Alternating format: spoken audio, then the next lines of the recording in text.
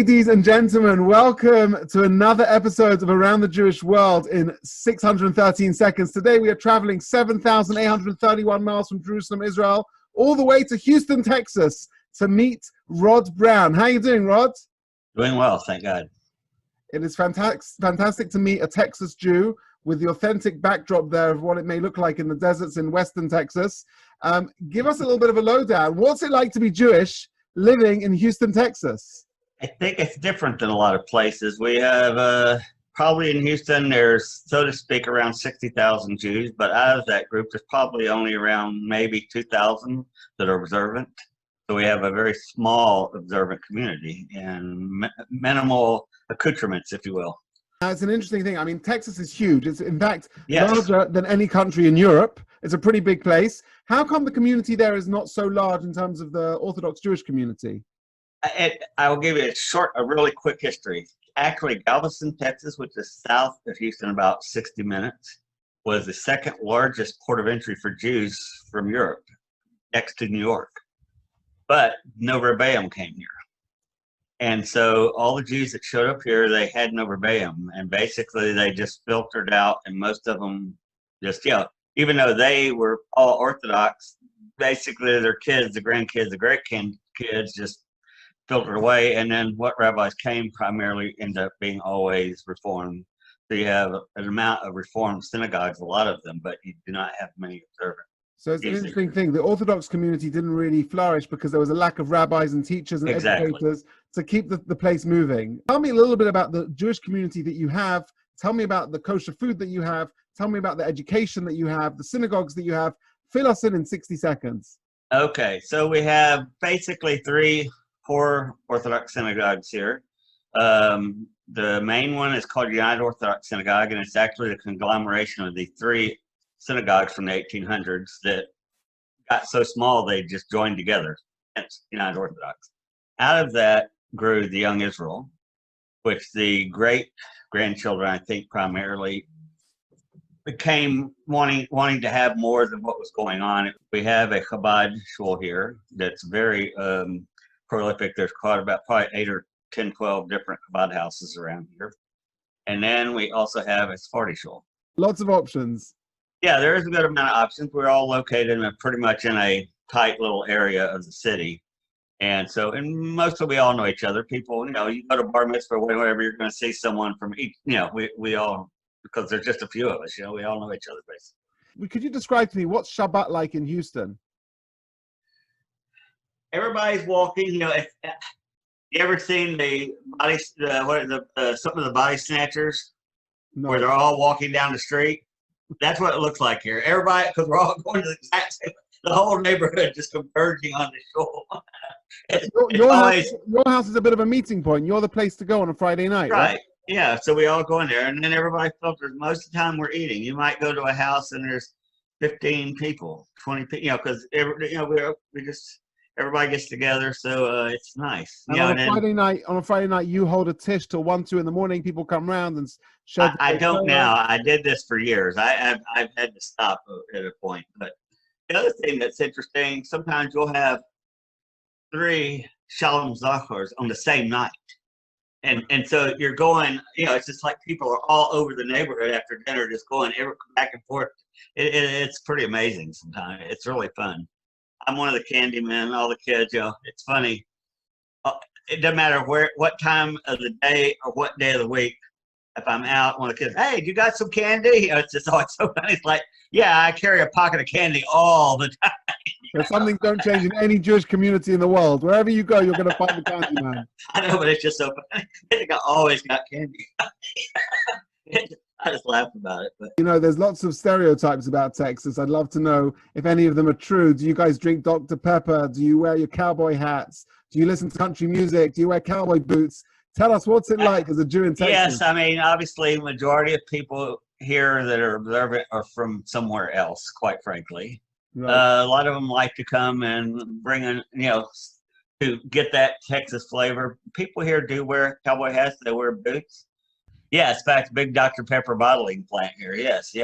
That was invented in Texas in 1885. Yes, so there's a lot of Mexican food places here, what you call Tex-Mex. I don't know if you're even familiar with that. It's not the kind of food to actually eat in Mexico. It's a border food, but it's become a big all-to-do here. Is there a And kosher varieties as well? I'm sorry? There's kosher varieties as well? No, we don't have any. That's what was going to be my next thing. Until the last 5 years, the community was very small. The Young Israel community itself had maybe 50 families for 20 plus years. And in the last 5 years, we probably have more like 150 to 200. We've had so many people moving in. But before that, we had 1, 2 restaurants. We didn't have hardly, because there was no way to support them. We had a pizza shop. We had kind of a hamburger, it's kind of like a fast food kind of, they had a mixture of everything. You could go and order kind of what you wanted. It had all kinds of stuff. But right now, you say there's a lot of Jewish families moving into the area. Yes. Young families that can't afford to live in New York whatsoever. It's just gotten insane. The majority of them come from New York, New Jersey. We have a lot of families that are, our neighborhood. In fact, it was a neighborhood that didn't fill out, and they've started building out the neighborhood. In other words, it was from the late 70s, early 80s, and they only partially built out the neighborhood.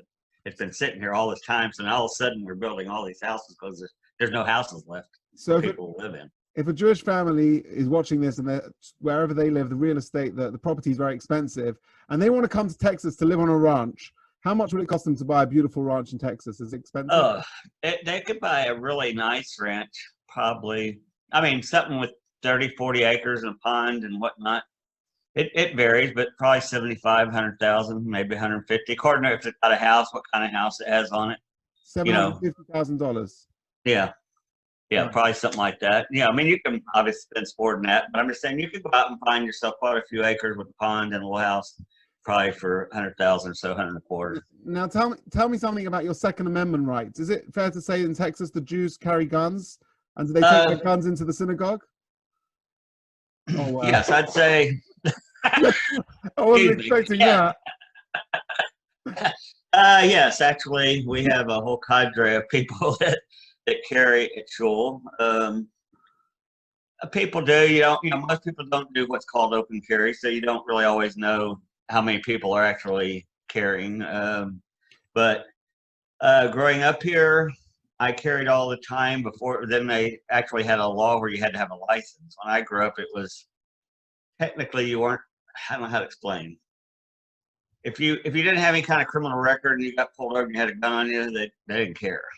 I mean, it wasn't. Once they had the law, so now you got to have a license. But it's a thing, because from a Jewish perspective, our number one priority in everything is pikuach nefesh, saving a life. Right. And therefore, we will do everything we possibly can to save a life. And the only reason why it would be Jewishly acceptable to have a gun is for self-defense. That's basically. That's the reason why you own a gun?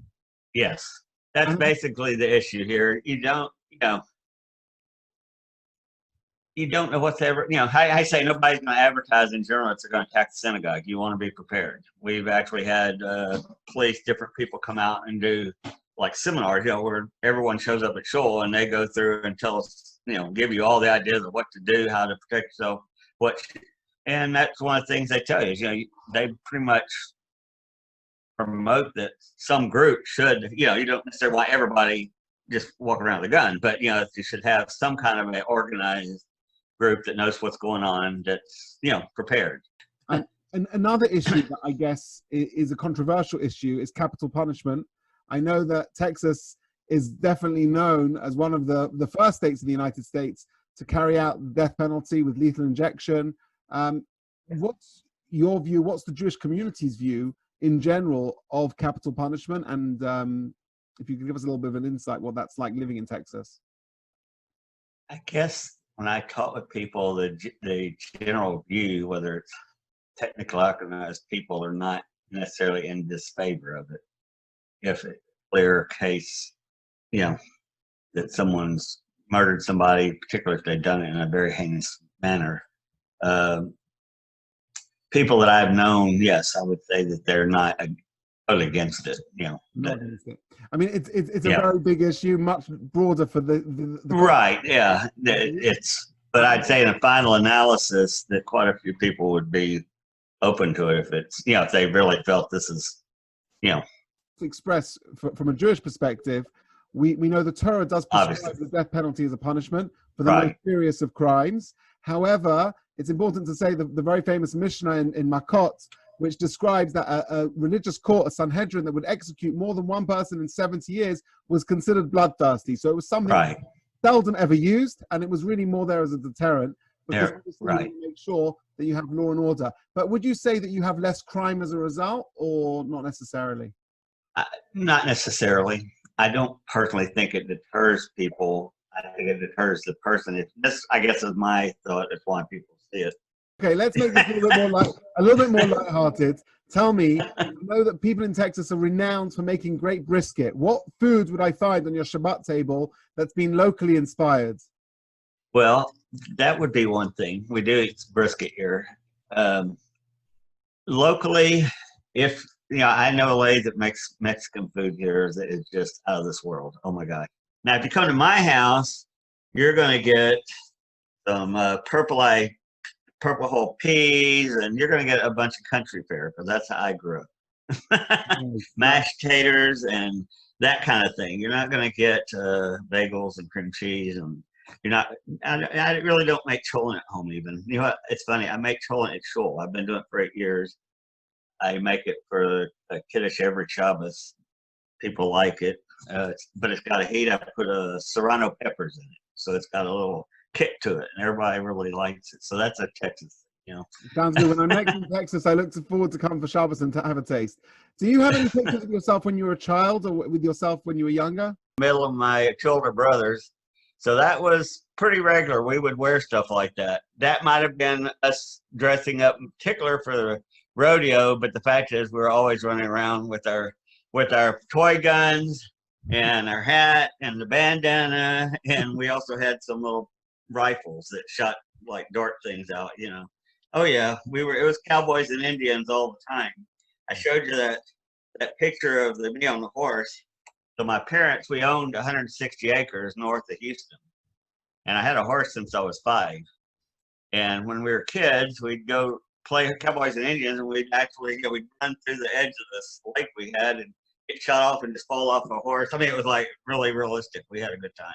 We were nuts. That sounds like a lot of fun. But in 50 years from now, do you think that the community is growing and it's going to become a center? What's your view on the future demographic of Houston, Texas? I think it is. What we've had happen in the fact the OU, they have been promoting Houston as a place for young Jews to come to, because the cost of living here is considerably lower. The house that I live in is around 2,000 square feet. It's what's called a patio home here. I don't know if it's similar to anything you have. 3-bedroom, 2,000 square feet. A house here for like that's 180,000, something like that. People that live in the other part of the neighborhood that have a regular house, they may have a 3,500, 4,000 square foot house with a yard, with a pool, whatnot. You're talking 350 maybe. So the community is growing. The demographic is one that it's a growing place for Jewish people to come and live. You've got you've got schools, you've got mikvahs, you've got exactly, and that's the next thing I said. We had a call that started a few years ago. I don't know how many members now, but the school they bought out a shopping center on the corner of the neighborhood, built a nice day school there. They just finished building a girls' school. They're starting up the shul itself. We just expanded over, doubled the size. So we have 3 men every morning, 3 or 4 every evening, and on Shabbos we have 3. And the fact is, we had gotten where we couldn't get everybody in. It was so it was just we couldn't accommodate everybody. But also the restaurants, the accoutrements. We're starting, because we have so many more people. We actually can have we probably have 5 or 6 different eating venues. In the past, we had 1 to 2. So it's little by little. And that's nice. Because people have somewhere else to go. If I was to ask you in a sentence, what does it mean to be a Jew? How would you respond? Be a Jew to me is this daily connection to Hashem. I mean, this is really what drew me to observancy. You wake up in the morning, immediately, all day long. I mean, personally, this is what I like. It's the connection to the mitzvahs. And I know some people are like, I don't want to do that. For me, that's what it is. It's all day. I know who I am and I know what I'm about. And I don't know, I love this. And the community, we live in a close community. We all know each other. We eat together, go to shore together. It's just I don't know. It's a big family, which obviously we're all big family, but we have such a closeness here because we're such a small community. A message to Jews around the world who are going to be watching this, some sort of blessing to share with them? All I know is that everyone should take each day, we have, how do you say that? Each day and really appreciate what you have because everything's so tenuous. I look at what's going on right now in the United States and it's like, having grown up here, it's amazing, all the chaos. And you see how quick it can just disintegrate. And I couldn't imagine what happened back during the show. But I look at what's going on here and I can see that. And I realize all of a sudden how important it is to appreciate everything you got right that minute, that day, because it could be gone. You don't know. And we always know that. We've always known that. But it's like it's something I'm really connecting to right now because of what's going on in this country. Rod Brown, I really appreciate this. It's been an absolute pleasure to have a chat with you. I wish you ongoing success. Stay safe, stay healthy. Thank you so much. Opportunity. Thank you so much. Okay. Thank you, sir.